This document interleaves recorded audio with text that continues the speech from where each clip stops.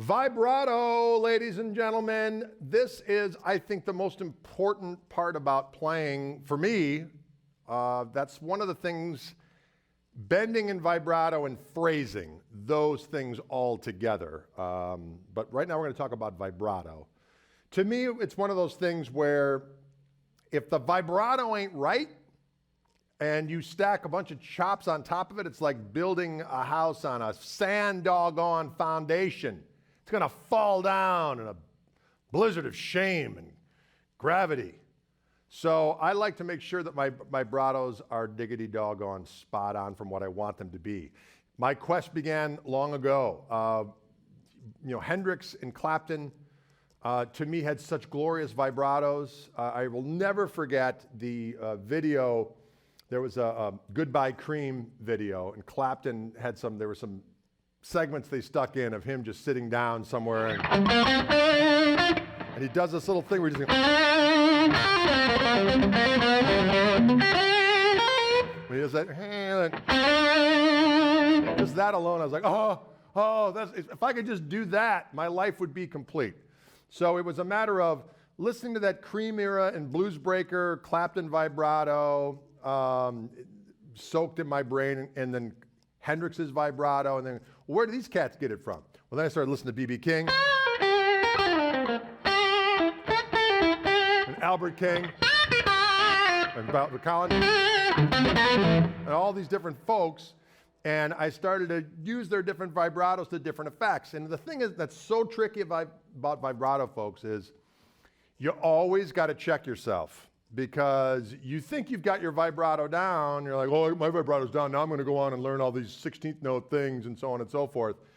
And then you listen to yourself back and your vibrato sounds like a bee being violated vigorously by another insect. And you don't want that, unless you're into that, and I don't judge. But if you play along with records that you're trying to emulate the different vibratos, it's important to record yourself, because for some reason, vibrato is one of those things that in the moment you think it's one thing, and then when you go back and listen to it, it's like, well, that's not what I was thinking at all.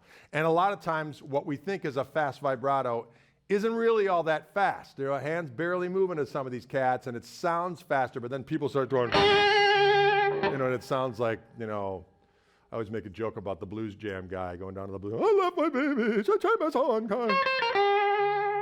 And if that's what you're into, that's fine, but that's not where I'm trying to go to. I like a little more of a certain...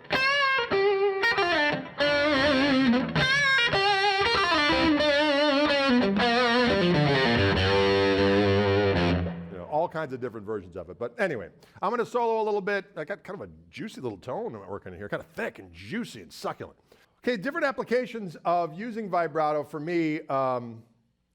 Certainly, one of the things I like to tell people, like I do lessons with folks, Skype lessons or whatnot, and is I'll say, try not to let any more than like 3 or 4 notes go by before you add like a vibrato, a bend, or some kind of a slide or something to sound. To give you a pause, especially in more blues and emotive sounding music, it's important to leave space. And I think that the real kind of emotional trigger things, in a good way, are vibratos, bends, and slides, as I mentioned. So trying to keep that kind of thing in mind, we're like... Now there's different vibratos for each string, There's a difference between, a vibrato on the G string of the key of G here. If I go down, meaning the string is kind of, and that's more of a kind of a wrist thing. Like I always imagine like the animated frog with the top hat going, hello my baby, hello my darling, hello my ragtime.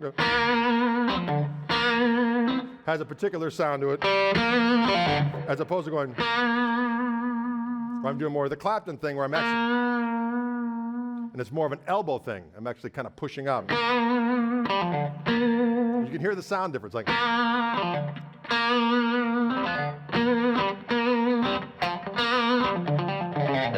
Or when you're down here on like the D string,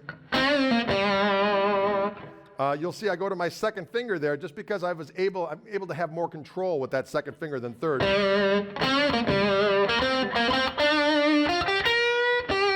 Same when I'm in the second position, of the minor pentatonic. A lot of times I'll use that second finger because you can go down with the vibrato first, and you got to be careful with the down. What I mean by that is the string is actually going to the floor first as opposed to going up. But I use both depending on what I'm doing. So if I'm doing the down version, depending on what your guitar you're playing with the radius and the frets and so on and so forth, it's easy to yank that string off the fretboard. So I find that with my second finger, I'm a little bit more consistent with adding the vibrato and not yanking it off the fingerboard. You see, I always am adjusting fingers.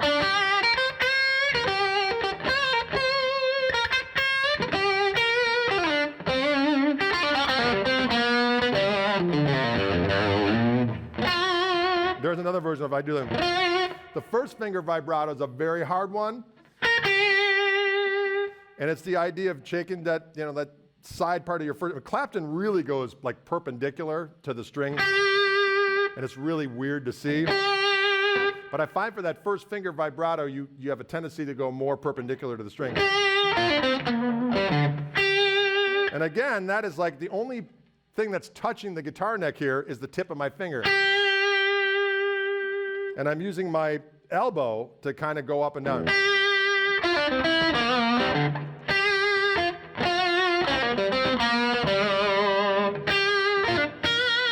Now when I do the pinky vibrato on that same string, that's a little bit more wrist and elbow oriented.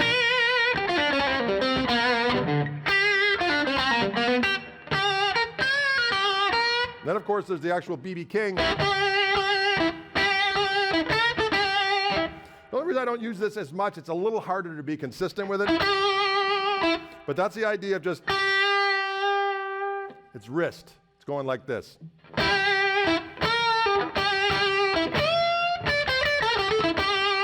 So here's the difference in sound. If I do the first finger push version, I'll do a little bit slower as opposed to the B.B. King version's faster and not as deep as far as the pitch going up and down.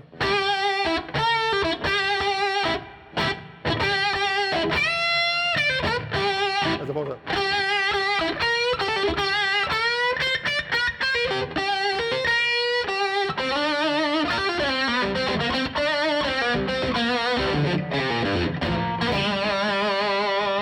And that beat, and I love the Billy Gibbons thing. It's like, it just sounds.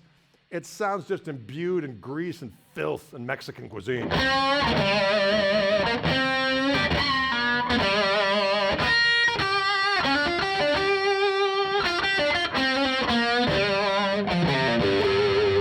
Right? So these are a few different of the vibratos that I like to employ, and we'll get into it a little bit more in depth after I play a chorus of this blues tune coming up right at you.